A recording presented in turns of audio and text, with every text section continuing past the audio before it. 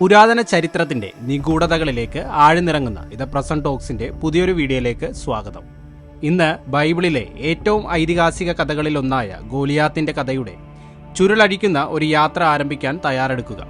ചരിത്രത്തെ മാറ്റിമറിച്ചേക്കാവുന്ന ശ്രദ്ധേയമായ കണ്ടെത്തലുകൾ പരിവേഷണം ചെയ്യുവാൻ എന്നോടൊപ്പം ചേരുക. ലോകത്തെ ആകർഷിച്ച ഒരു സുപ്രധാന സംഭവത്തിൽ ശാസ്ത്രജ്ഞർ ഒടുവിൽ ബൈബിളിലെ ഐതിഹാസിക ഭീമനായ ഗോലിയാത്തിന്റെതെന്ന് വിശ്വസിക്കപ്പെടുന്ന ഒരു ശവകുടീരത്തിന്റെ പുരാതന മുദ്ര കണ്ടെടുത്തു. ആയിരക്കണക്കിന് വർഷങ്ങളായി മുദ്രയിട്ടിരിക്കുന്ന ഈ കണ്ടെത്തൽ വളരെ കാലമായി നിഗൂഢതയിൽ മറഞ്ഞിരിക്കുന്ന രഹസ്യങ്ങൾ അനാവരണം ചെയ്യുമെന്ന് വാഗ്ദാനം ചെയ്യുന്നു. ഈ അത്ഭുതപൂർവമായ പുരാവസ്തു നേട്ടത്തിന്റെ പ്രാധാന്യത്തെക്കുറിച്ചും ചരിത്രത്തിലെ ഏറ്റവും ശാശ്വതമായ ഒരു വ്യക്തിയെക്കുറിച്ച് അത് എന്താണ് വെളിപ്പെടുത്തിയേക്കാവുന്നതെന്നും നമുക്ക് പരിശോധിക്കാം.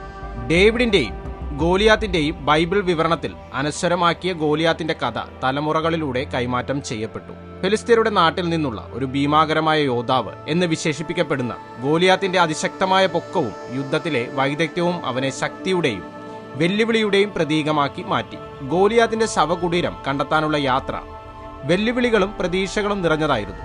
പുരാവസ്തു ഗവേഷകർ ശവകുടീരത്തിന്റെ സ്ഥാനം കൃത്യമായി കണ്ടെത്തുന്നതിന് അത്യാധുനിക സാങ്കേതിക വിദ്യയും ചരിത്ര ഗവേഷണവും ഉപയോഗിച്ച് തങ്ങളുടെ പരിവേഷണം സൂക്ഷ്മമായി ആസൂത്രണം ചെയ്തു. വർഷങ്ങളുടെ തയ്യാറെടുപ്പിന് ശേഷം മുദ്ര പൊട്ടിച്ച് ഭൂതകാലത്തിലേക്ക് എത്തിനോക്കാനുള്ള നിമിഷം എത്തിക്കഴിഞ്ഞു. ശ്വാസം അടക്കിപ്പിടിച്ച് സംഘം കരുതലോടെ ശവകുടീരത്തിനുള്ളിൽ പ്രവേശിച്ചു. അതിനുള്ളിൽ എന്താണെന്ന് നിശ്ചയമില്ല. പൊടി പടർന്നപ്പോൾ പുരാവസ്തു സമൂഹത്തെ ഞെട്ടിപ്പിക്കുന്ന ഒരു കാഴ്ച അവർ കണ്ടു. പുരാതന പുരാവസ്തുക്കളുടെയും ലിഖിതങ്ങളുടെയും ഇടയിൽ ഒരു ഭീമാകരമായ രൂപത്തിന്റെ അവ്യക്തമായ അവശിഷ്ടങ്ങൾ ഉയർന്നു വന്നു. അത് ഗോലിയാത്തിന്റെ അന്ത്യവിശ്രമ സ്ഥലമാണെന്ന് ശവകുടീരത്തിന്റെ ഐഡന്റിറ്റി സ്ഥിരീകരിക്കുന്നു. കണ്ടെത്തലുകൾ വ്യാഖ്യാനിക്കുന്നത് ഗോലിയാത്തിന്റെ ശവകുടീരത്തിന്റെ കണ്ടെത്തൽ പരിവേഷണത്തിനുള്ള നിരവധി ചോദ്യങ്ങളും വഴികളും ഉയർത്തുന്നു. ഗോലിയാത്ത് ഒരു യഥാർത്ഥ ചരിത്ര പുരുഷനായിരുന്നോ അതോ വെറും കെട്ടുകഥയുടെയും ഇതിഹാസത്തിന്റെയും ഉൽപ്പന്നമായിരുന്നു? പുരാതന സംസ്കാരങ്ങളിലേക്കും വിശ്വാസങ്ങളിലേക്കും അദ്ദേഹത്തിന്റെ അവശിഷ്ടങ്ങൾ എന്ത് ഉൾക്കാഴ്ച നൽകുന്നു? പുരാവസ്തുക്കൾ വിശകലനം ചെയ്യാനും ഈ നിഗൂഢ രൂപത്തെ ചുറ്റിപ്പറ്റിയുള്ള നിഗൂഢതകൾ അനാവരണം ചെയ്യുന്നതിനായി കൂടുതൽ ഗവേഷണം നടത്താനുമുള്ള അവസരത്തിനായി ശാസ്ത്രജ്ഞർ ആകാംക്ഷയോടെ കാത്തിരിക്കുന്നു. കണ്ടെത്തലിന്റെ പെട്ടെന്നുള്ള ആവേശത്തിനപ്പുറം ഗോലിയാത്തിന്റെ ശവകുടീരം തുറന്നത് ഗവേഷണത്തിന്റെയും മനസ്സിലാക്കലിന്റെയും പുതിയ വഴികളിലേക്കുള്ള വാതിലുകൾ തുറക്കുന്നു. പുരാതന യുദ്ധത്തെക്കുറിച്ചുള്ള പഠനം മുതൽ മതപരമായ വിവരണങ്ങളുടെ പരിശോധന വരെ ഈ കണ്ടെത്തലിന്റെ അനന്തരഫലങ്ങൾ ദുരവ്യാപകമാണ്. ശാസ്ത്രജ്ഞർ ഗോലിയാത്തിന്റെ പൈതൃകത്തിന്റെ ആഴങ്ങളിലേക്ക് ആഴ്ന്നിറങ്ങുന്നത് തുടരുമ്പോൾ വരാനിരിക്കുന്ന വെളിപ്പെടുത്തലുകൾക്കായി ലോകം ആകാംക്ഷയോടെ കാത്തിരിക്കുന്നു. ഇത് ഈ സംഭവങ്ങളിലെ പരീക്ഷണങ്ങളിൽ ഏറ്റവും പുതിയ കണ്ടുപിടുത്തങ്ങളും ശ്രമങ്ങളും ആണെങ്കിൽ ഇതിനു മുമ്പ് ഈ കണ്ടെത്തലുകൾക്ക് വേണ്ടി പ്രവർത്തിച്ച ഇതേ വ്യക്തികൾ ഇത്രയും വലിയ ഒരു ജനസമൂഹം ജീവിച്ചിരിക്കാൻ സാധ്യതയില്ലെന്ന് മുദ്രകുത്തിയിരുന്നു. അപ്പോൾ ഈ പുതിയ കണ്ടെത്തലിന് മുമ്പ് നടന്ന സംഭവങ്ങളും ചിന്താഗതികളെയും കുറിച്ച് അറിയേണ്ടേ? അതും നമുക്ക് നോക്കാം. ഇനി പരീക്ഷണങ്ങളുടെ പഴയ കാലഘട്ടങ്ങളിലേക്ക്. പുരാതന ഇതിഹാസത്തിലെ ഏറ്റവും മികച്ച വ്യക്തിത്വങ്ങളിൽ ഒന്നിനെക്കുറിച്ചുള്ള ഒരു കണ്ടെത്തൽ. ഭീമാകരമായ ഒരു നഗരത്തിൽ നിന്ന് ഒരു മനുഷ്യന്റെ ഭീമൻ അവശിഷ്ടങ്ങൾ. ഇതിനായി നടന്നുകൊണ്ടിരിക്കുന്ന ടെല്ലസ് സാഫി ഗാത്ത് ആർക്കിയോളജിക്കൽ പ്രോജക്റ്റിൽ ഫിലിസ്റ്റൈൻ നഗരമായ ഗത്തിൽ പുതിയ അപ്രതീക്ഷിതമായി ബൈബിളിന്റെ കാലഘട്ടത്തിലെ പാളിയിൽ നിന്നുള്ള വലിയ വാസ്തുവിദ്യയുടെയും കോട്ടകളുടെയും സൂപ്പർ സൈസ് അവശിഷ്ടങ്ങൾ കണ്ടെത്തി. ഇവ കുഴിച്ചെടുത്ത പ്രദേശങ്ങളിൽ ഭൂരിഭാഗവും BCE 10ഉം 9ഉം നൂറ്റാണ്ടുകളിലേതാണ്. ഈ പുതിയ പാളി 11ാം നൂറ്റാണ്ടിലേതാണ്. സാമുവലിന്റെ പുസ്തകത്തിൽ ബൈബിൾ വിവരണം അനുസരിച്ച് ഭാവിയിലെ രാജാവായ ഡേവിഡ് ഭീമൻ ഗോലിയാത്തിനെ വധിച്ചു എന്ന് പറയപ്പെടുന്നു. ഡേവിഡ് ഒരു ചരിത്ര പുരുഷനാണെന്ന് അംഗീകരിക്കുന്ന പണ്ഡിതന്മാർക്ക് അവരിൽ ഒരാളാണ്. BC 11ാം നൂറ്റാണ്ടിന്റെ അവസാനവും 10ാം നൂറ്റാണ്ടിന്റെ ആരംഭവും എന്ന വിശ്വാസം ഉണ്ട്. ഗത്ത് നഗരത്തിന്റെ ആദ്യഘട്ടത്തിന്റെ കാലഘട്ടം അതിന്റെ ശ്രദ്ധേയമായ അവശിഷ്ടങ്ങൾ ഇപ്പോൾ കണ്ടെത്തി. വാസ്തവത്തിൽ ഡേവിഡ് ഒരു എതിരാളിയെ നേരിട്ടത് ഗോലിയാത്ത് എന്ന് തിരിച്ചറിയപ്പെടുകയാണെങ്കിൽ അത് ഗത്ത് നഗരത്തിന്റെ ഈ ആദ്യകാല ഇരുമ്പ് യുഗത്തിന്റെ സമയമായിരിക്കാം. കഥയ്ക്ക് ചരിത്രപരമായ ഒരു രേഖ ഉണ്ടോ ഇല്ലയോ എന്ന് പറയാൻ പ്രയാസമാണ്. യഥാർത്ഥത്തിൽ ഒരു രേഖ ഉണ്ടെങ്കിൽ അത് എന്തായിരുന്നു എന്ന് ടെല്ലസ് സാഫി ഗാത്ത് ഡീഗിന്റെ 23 വർഷത്തെ excavation director Bar Ilan university professor Aren Maeir പറയുന്നത് ഇതാണ് ഗത്ത് എന്ന് വ്യക്തമാക്കുന്ന ഒരു ലിഖിതവും ഇപ്പോഴും ഇല്ല.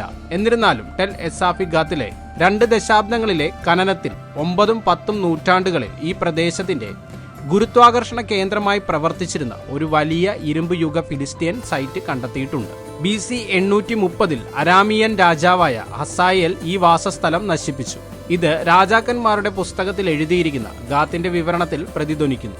പുരാതന ഗാത്തിന്റെ ഏറ്റവും വലിയ ഘട്ടമാണ് ഹസായേൽ നശീകരണ പാളിയെന്ന് താനും സംഘവും വർഷങ്ങളായി അനുമാനിച്ചിരുന്നതായി മേയർ പറയുന്നു. എന്നാൽ ഇദ്ദേഹത്തിന് ഈ നിഗൂഢമായ വികാരം തുടർന്നു. അത് അദ്ദേഹത്തെ അലോസരപ്പെടുത്തുന്നുണ്ടായിരുന്നു. ഹസായേൽ നശിപ്പിച്ച നഗരം വളരെ പ്രധാനപ്പെട്ടതാണെങ്കിൽ എന്തുകൊണ്ട് അതിന് കോട്ടകൾ ഇല്ലായിരുന്നു? അദ്ദേഹത്തിൽ ഇത്തരം ചോദ്യങ്ങൾ ഉണർന്നു. ഈ കഴിഞ്ഞ വർഷം കുറച്ചുകൂടി ആഴത്തിൽ കുഴിച്ചപ്പോൾ ഹാരറ്റ്സിൽ ആദ്യം റിപ്പോർട്ട് ചെയ്തതുപോലെ BC 830 ഹസായേൽ നശിപ്പിച്ച വാസസ്ഥലത്തിനു മുമ്പുള്ള ശ്രദ്ധേയമായ അവശിഷ്ടങ്ങൾ സംഘം കണ്ടെത്തുകയുണ്ടായി. കെട്ടിടങ്ങളും കോട്ടകളും വളരെ വലുതാണെന്ന് അത് വ്യക്തമാക്കുന്നു. അത് വളരെ വലിയ കല്ലുകൾ കൊണ്ട് നിർമ്മിച്ചതാണ്. 11ാം നൂറ്റാണ്ടിൽ വളരെ കട്ടിയുള്ളതും നന്നായി നിർമ്മിച്ചതും കത്തിച്ച ഇഷ്ടികയും കൊണ്ട് നിർമ്മിച്ച അസാധാരണമായ മതിലുകളും സംഘം കണ്ടെത്തി. റോമൻ കാലഘട്ടത്തിനു മുമ്പുള്ള കാലഘട്ടത്തിൽ ഇത്തരത്തിലുള്ള ഇഷ്ടിക വളരെ അപൂർവമായി മാത്രമേ ഉപയോഗിക്കുന്നുള്ളൂ എന്ന് മേയർ പറയുന്നു. 11ാം നൂറ്റാണ്ടിലെ സ്ഥലത്ത് ഉത്ഖനനം ആരംഭിക്കുമ്പോൾ ഒരുപക്ഷെ ഈ ആദ്യഘട്ടം ഹസായേൽ നശിപ്പിച്ച നഗരത്തേക്കാൾ വലുതും നാടകീയമായി കൂടുതൽ ആകർഷണീയവുമാണെന്ന് അദ്ദേഹത്തിനും സംഘത്തിനും തോന്നി. അദ്ദേഹം പറഞ്ഞു, ഇതൊരു ആശ്ചര്യമാണ്, എന്നാൽ മറുവശത്ത് ഇത് ചിലത് വിശദീകരിക്കുകയും ചെയ്യുന്നു. കഷണങ്ങൾ ഇപ്പോൾ കൂടുതൽ നന്നായി യോജിക്കുന്നു. ഈ കാലഘട്ടത്തിൽ ലെവന്റിൽ കാണപ്പെടുന്ന എല്ലാറ്റിനേക്കാളും വലിയ അളവുകളുള്ളതാണ് സ്മാരക വാസ്തുവിദ്യ. ഈ അപ്രതീക്ഷിത പാളി 11ാം നൂറ്റാണ്ടോടെ നഗരം ഒരു പ്രാദേശിക ശക്തി കേന്ദ്രമായിരുന്നിരിക്കാനുള്ള സാധ്യത തുറക്കുന്നു. താഴത്തെ നഗരത്തിൽ കണ്ടെത്തിയ അനാവൃതമായ കോട്ടകൾക്ക് 4 മീറ്റർ അതായത് 13 അടി വീതിയുണ്ട്. പിൽക്കാലത്ത് കണ്ടെത്തിയതിന് 2 മുതൽ 2.5 മീറ്റർ 6.5 അടി മുതൽ 8 അടി വീതിയുള്ള മതിലുകൾ. അതുപോലെ നിർമ്മാണ സാമഗ്രികളുടെ അളവുകൾ തന്നെ നാടകീയമായി വ്യത്യസ്തമാണ്. സൈറ്റിലെ പിന്നീടുള്ള പാളികളിൽ പുരാതന വാസ്തുശില്പികൾ 1/2 മീറ്റർ നീളമുള്ള 1.6 അടിയുള്ള കല്ലുകൾ ഉപയോഗിച്ചതായി കണ്ടെത്തി. ഗോലിയാത്ത് പാളിയിൽ ബ്ലോക്കുകൾ 1നും 2നും ഇടയിൽ ഏകദേശം 3.2 അടി മുതൽ 6.5 അടി അളവ് വരുന്നു. 11ാം നൂറ്റാണ്ടിലെ നഗരം വളരെ വലുതും 500 ദുനാം അതായത് 123.5 ഏക്കർ വിസ്തൃതിയും ഉൾക്കൊള്ളുമായിരുന്നു. ലെവന്റിലെ താരതമ്യപ്പെടുത്താവുന്ന നഗരങ്ങളുടെ വിസ്തൃതിയുടെ ഇരട്ടിയിലധികമാണത്. ഭൂമിശാസ്ത്രപരമായി ഗാത്ത് ഒരു പ്രൈമേറ്റ് സിറ്റിയായിരുന്നു. മറ്റുള്ളവയേക്കാൾ വലുതും വ്യത്യസ്തവുമായ സ്കെയിലിൽ. ന്യൂയോർക്ക് സിറ്റിയും ഇൻഡ്യാനപോളിസും തമ്മിലുള്ള വ്യത്യാസവുമായി ഇതിനെ താരതമ്യം ചെയ്താണ് മേയറും സംഘവും ഇത് പറയുന്നത്. പുരാതന ഫിലിസ്റ്റൈൻ DNA കുറിച്ചുള്ള സമീപകാല പഠനം ഫിലിസ്തീൻ കടൽ ജനത ഈജിയൻ പ്രദേശത്ത് നിന്നാണ് എത്തിയതെന്ന ദീർഘകാല സിദ്ധാന്തത്തെ സ്ഥിരീകരിക്കുന്നതായി പറയുന്നു. 10 പുരാതന വ്യക്തികളുടെ DNA വിശകലനം ചെയ്യുന്നതിലൂടെ ഫിലിസ്ത്യന്മാർ യൂറോപ്പിൽ നിന്ന് അഷ്കലോണിൽ എത്തിയത് BC 12ാം നൂറ്റാണ്ടിൽ, അതായത് ആദ്യ ഇരുമ്പ് യുഗത്തിൽ ആണെന്ന് പഠനം സൂചിപ്പിക്കുന്നു. എന്നിരുന്നാലും 2 നൂറ്റാണ്ടുകൾക്ക് ശേഷം യൂറോപ്യൻ ജനിതക മാർക്കറുകൾ ലെവന്റൻ ജീൻ പൂൾ വഴി ചെറുതാക്കപ്പെട്ടു. ഇത് തീവ്രമായ മിശ്ര വിവാഹത്തെ സൂചിപ്പിക്കുന്നു. ഫിലിസ്ത്യൻ സംസ്കാരവും ജനസമൂഹവും മറ്റ് പ്രാദേശിക സമൂഹങ്ങളിൽ നിന്ന് 6 നൂറ്റാണ്ടുകളായി വ്യത്യസ്തമായി തുടരുകയും ചെയ്തു. DNA പഠനം പ്രധാനമാണ്, കാരണം ഇത് ആദ്യത്തേതും ഫിലിസ്റ്റൈൻ DNAയുടെ ഒരു ഘടകമെങ്കിലും പടിഞ്ഞാറ് നിന്നാണെന്ന് സ്ഥിരീകരിക്കുന്നതിനാലും നിഗമനത്തെ പിന്തുണയ്ക്കുന്ന നിരവധി പുരാവസ്തു തെളിവുകൾ കാരണം ഫലങ്ങൾ അതിശയിപ്പിക്കുന്നതായും അദ്ദേഹം പറയുന്നു. മേയർ പറയുന്നതനുസരിച്ച് ഗ്രീസിലും അനറ്റോലിയയിലും സൈപ്രസിലും ഇപ്പോൾ ഗാത്തിൽ കാണുന്നത് പോലെ വലുതും ഏകശിലാരൂപത്തിലുള്ളതുമായ കല്ലുകൾ കൊണ്ട് നിർമ്മിക്കുന്ന ഒരു പാരമ്പര്യമുണ്ട്. തന്റെ സഹപ്രവർത്തകർക്കിടയിൽ ഇറക്കുമതി ചെയ്ത വാസ്തുവിദ്യാ ശൈലിയുടെ സാധ്യതയെക്കുറിച്ച് താൻ ചർച്ച ചെയ്തിട്ടുണ്ടെന്നും ഈ ആശയം തള്ളിക്കളയുന്നില്ലെന്നും അദ്ദേഹം പറഞ്ഞിട്ടുണ്ട്. ഇവിടെ വലിയ വാസ്തുവിദ്യയിൽ മറ്റൊരു പാരമ്പര്യമോ ഉണ്ടാകാൻ സാധ്യതയുണ്ട്.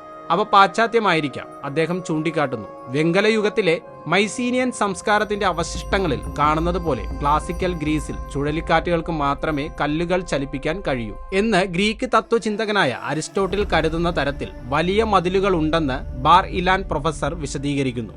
പ്ലിനിയുടെ പ്രകൃതി ചരിത്രത്തിൽ രേഖപ്പെടുത്തിയിരിക്കുന്ന ഈ ധാരണയിൽ നിന്നാണ് സൈക്ലോപ്പിയൻ മതിലുകൾ എന്ന പുരാവസ്തു പദം വരുന്നത്.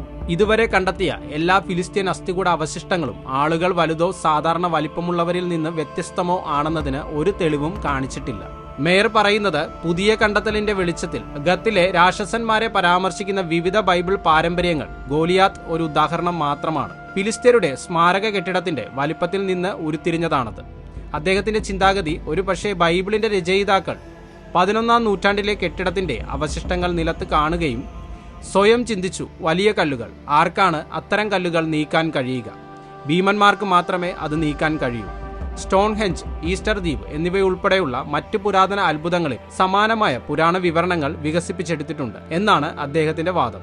ഇദ്ദേഹം ഇങ്ങനെ വിശ്വസിക്കാൻ ആഗ്രഹിക്കുമ്പോഴും കണ്ടെത്തിയ ഇത്തരം കല്ലുകൾ സാധാ മനുഷ്യർക്ക് കൈകാര്യം ചെയ്യാൻ കഴിയുന്ന ഒന്നല്ല എന്ന സത്യാവസ്ഥയും അദ്ദേഹത്തെ അലട്ടുന്നുണ്ട്. ഇനി കണ്ടെത്താനിരിക്കുന്ന വസ്തുതകളിൽ അതിനും ഉത്തരം ലഭിക്കുമെന്ന് അദ്ദേഹം വിശ്വസിക്കുന്നു. ഒരുപക്ഷെ തങ്ങൾ കണ്ടെത്തിയിട്ടില്ലാത്ത വലിയ ആളുകളുടെ ഒരു കുടുംബമുണ്ട്.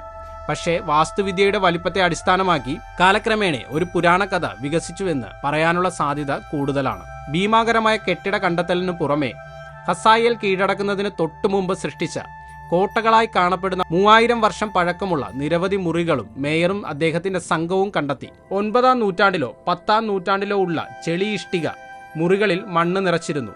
അത് അവയുടെ 2 മീറ്റർ ഉയരമുള്ള പ്ലാസ്റ്ററിട്ട ചുവരുകളുടെ മറ്റു മുറികളിലേക്ക് നയിക്കുന്ന വാതിലുകളും സംരക്ഷിച്ചു. സൂര്യപ്രകാശത്തിൽ ഉണക്കിയ ഇഷ്ടികകൾ കൊണ്ട് ഇത്രയും ഉയരമുള്ള മതിലുകൾ നിർമ്മിക്കുന്നത് അസാധാരണമാണെന്നും അദ്ദേഹം പറയുന്നു. ഈ കഴിഞ്ഞ വേനലവധിക്കാലം അവസാനിച്ച് പ്രോജക്റ്റിന്റെ നന്നായി അപ്ഡേറ്റ് ചെയ്ത വെബ്സൈറ്റ് അനുസരിച്ച് 2024-25 അവസാനത്തെയും സീസണിൽ കൂടുതൽ വിവരങ്ങൾ അടയാളപ്പെടുത്തിയേക്കും. ഒരു സൈറ്റ് വളരെ കാലം കുഴിച്ചിടപ്പെട്ടു, അത് നിങ്ങൾക്ക് മനസ്സിലായി അല്ലേ? എന്നാൽ ഓരോ വർഷവും പുതിയതും അപ്രതീക്ഷിതവുമായ കണ്ടെത്തലുകൾ കൊണ്ടുവരുന്നു. ഗോലിയാത്തിന്റെ ശവകുടീരം തുറന്നത് പുരാവസ്തു ഗവേഷണത്തിന്റെ ചരിത്രത്തിലെ ഒരു ചരിത്ര നിമിഷത്തെ അടയാളപ്പെടുത്തുന്നു.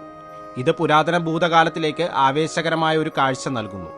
ഈ കണ്ടുപിടുത്തത്തിന്റെ പ്രാധാന്യത്തെക്കുറിച്ച് ചിന്തിക്കുമ്പോൾ മനുഷ്യന്റെ ജിജ്ഞാസയുടെ ശാശ്വത ശക്തിയെക്കുറിച്ചും നമ്മുടെ പങ്കിട്ട ചരിത്രത്തിന്റെ രഹസ്യങ്ങൾ കണ്ടെത്തുന്നതിനുള്ള അതിരുകളില്ലാത്ത സാധ്യതകളെക്കുറിച്ചും നമ്മളെ ഓർമ്മിപ്പിക്കുന്നു. തീർച്ചയായും ഗോലിയാത്തിന്റെ ഇതിഹാസം ആയിരക്കണക്കിന് വർഷങ്ങൾക്ക് ശേഷവും നമ്മെ ആകർഷിക്കുകയും പ്രചോദിപ്പിക്കുകയും ചെയ്യുന്നു. യഥാർത്ഥത്തിൽ അവിടെ വലിയ മനുഷ്യർ ജീവിച്ചിരുന്നേക്കാം. എന്താണ് നിങ്ങൾ ചിന്തിക്കുന്നത്? നിങ്ങളുടെ ചിന്തകൾ കമന്റ് ബോക്സിൽ രേഖപ്പെടുത്തൂ. ഈ വീഡിയോ ഇവിടെ കഴിയുന്നു. വീഡിയോ ഇഷ്ടപ്പെട്ടെങ്കിൽ ലൈക്ക് ചെയ്യുക, സബ്സ്ക്രൈബ് ചെയ്യുക, ബെൽ ഐക്കൺ ക്ലിക്ക് ചെയ്യുക.